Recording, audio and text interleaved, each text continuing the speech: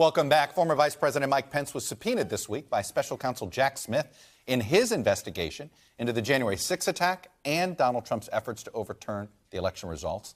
The move by the Justice Department sets up a potential clash over the issue of executive privilege if the former president chooses to fight the Pence subpoena. And it's just the latest development in nearly half a dozen inquiries involving the former president. In Manhattan last month, the grand jury began to hear testimony on Trump's alleged role in paying hush money to porn star Stormy Daniels, whose real name is Stephanie Clifford, during the 2016 campaign. District Attorney Alvin Bragg's office is also continuing to examine the way in which the former president valued his assets. His lead prosecutor in that case, Mark Pomerantz, resigned last year, calling Bragg's decision not to pursue charges at the time a grave failure of justice. Now, in a new tell-all, People versus Donald Trump, an inside account, Pomerantz lays out his case for prosecuting Trump. But some critics worry the book could hurt any eventual Trump prosecution. In fact, this week, Alvin Bragg fired back. I bring hard cases when they are ready. Last year, when I took office, I did an exhaustive review of a matter put before me and came to the same conclusion that multiple senior prosecutors in my office independently came to. And that was that Mark Pomerantz's case simply was not ready. I continue to be concerned that it could jeopardize or undermine our ongoing investigation. Well, joining me now for his side of this story is former Manhattan Special Assistant District Attorney Mark Pomerantz, author of this book. Mr. Pomerantz, welcome to Meet the Press. Thank you so much for having me. Let me start with the criticism, because he's not the only one criticizing. Here's some legal experts. Barbara McQuaid, a former U.S. attorney, writing a book about a pending investigation was really poor form. Cynthia Alksney, a former federal prosecutor, strikes me as totally improper. Eliza Orlins, New York City public defender, this book could do irreparable damage to an ongoing investigation. I know you've heard this criticism. What say you? Well, I think the criticism is unfounded, and I can tell you in a nutshell why. First, with respect to the Stormy Daniels investigation that has gained impetus over the last month or so, the facts have been in the public domain for literally years. In fact, as I was doing research and pulling together the facts for my summary of what would go into the book, where I went to discover those facts was the internet, Michael Cohen's book, and the publicly available information from the federal prosecution of Michael Cohen. That's item one. Item two. Let me stop you there, though. In fairness, you know what was in that grand jury testimony, though. So you know what. You can't unknow that information. So even though you're using the public record, what you choose to excerpt is certainly not. Is it not influenced by what you know took place in the grand jury? Everything that went into the book with regard to the Stormy Daniels investigation, the financial statement investigation, was in the public domain, and if there was a detail that wasn't, as soon as there's an indictment, if there is an indictment, we don't know yet whether there will be a prosecution. If there is a prosecution, on day one, under New York's discovery law, which is among the most liberal in the United States, the defendant, in this case Donald Trump, will get everything that the DA has by way of witness statements, documents, facts, and so on. So there's nothing that... So in theory, anything in this book, what you're saying is he's going to get disclosed to him on day one post-indictment if one has happened. He will get on day one all of the materials, for instance, that reveal what Michael Cohen said when he was interviewed privately in the DA's office. That immediately gets turned over to the defense. If you move forward in a prosecution and you ask the question, well, will it be possible to pick a fair jury? I think when you look at it, there are challenges picking a jury in a case, a criminal case against Donald Trump.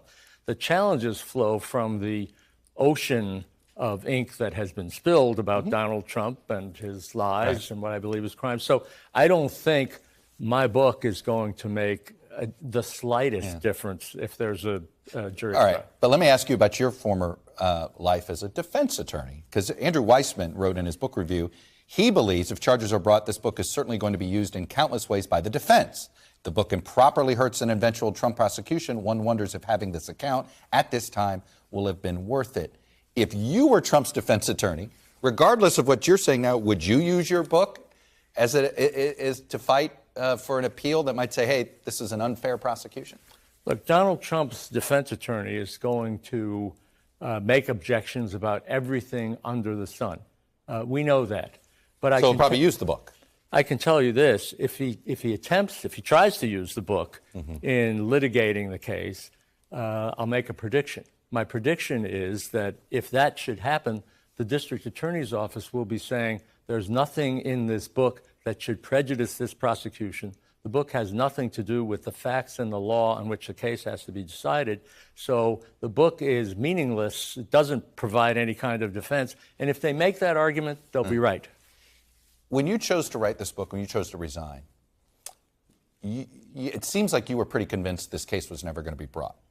Had you thought he was still going to bring the case, would you have written this book? I did think that the investigation was over. That's how it was presented to us from the circumstances. Had it not been over, would you be here today? I would have thought more about it, but I don't think I would have reached a different conclusion because I am as sure as I can be, based on decades of practice, that this book is not going to compromise a prosecution. My whole point in writing the book was there needs to be a prosecution.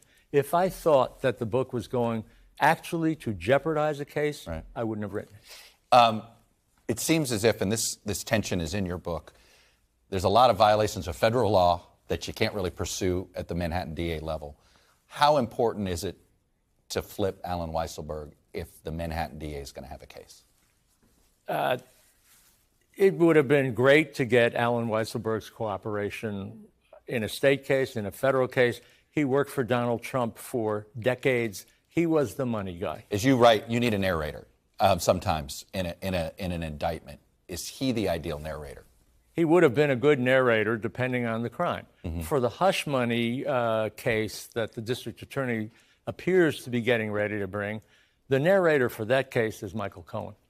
He was right in the middle of it, and he's given. Is he a reliable narrator? I thought he was telling the truth in what he said about the hush money and the cover-up of the reimbursement and so on. Look, I talked about Michael Cohen's credibility in the book, but I don't think I was divulging any secret sauce when I made the point that his credibility will be challenged. Everybody knows that. Why do you think my interpretation of Cy Vance's actions when he decided not to seek re-election was, it seemed like he knew he wanted to try to take as much politics out of the potential investigation that he was doing of Trump. The fact that he chose not to at the end of his term, to me, said something. Why do you think he chose not to greenlight an indictment? Cy Vance did greenlight the indictment. Then why didn't it happen? It didn't happen because we were working along. Bear in mind, Chuck, we got the basic tax and accounting materials after months, indeed years of litigation, 2 trips to the Supreme Court. We got those materials in February 2021. Within 4 months, we had indicted the Trump Corporation, the Trump Organization, and Alan Weisselberg on the tax charges that were later tried during Alvin Bragg's tenure. We then moved forward on the financial statement investigation. The concept is not difficult. You can't lie on financial statements and get financing.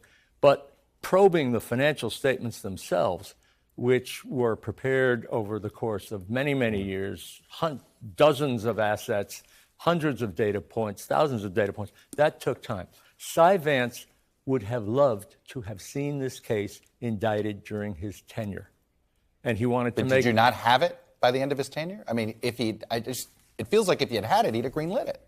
He did greenlight it. But then it didn't, but then the indictment didn't happen. We couldn't get it done. We were working days, nights, and weekends at this point. And one of the events I describe in the book, as we got into the later part of 2021, we were working so fast that the investigative team had a near mutiny, and they came to the judgment with which I agreed, look, we need to bring this case when it's ready. It should not be brought on the calendar that has to do with Cy Vance's tenure. Do you regret pressuring Do you think you should have given him a little more time to sort of absorb the case? I think he had the time that he asked for. There was no dialogue that was, look, I need a couple of more months to review this. Everybody on the investigative team thought the case was ready for an up or down decision, and it needed to be made. And the DA's response was, all right, you need a decision. I get that. The decision's no.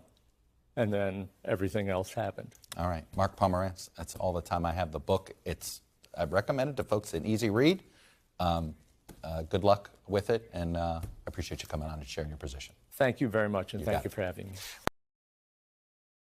Thanks for watching our YouTube channel. Follow today's top stories and breaking news by downloading the NBC News app.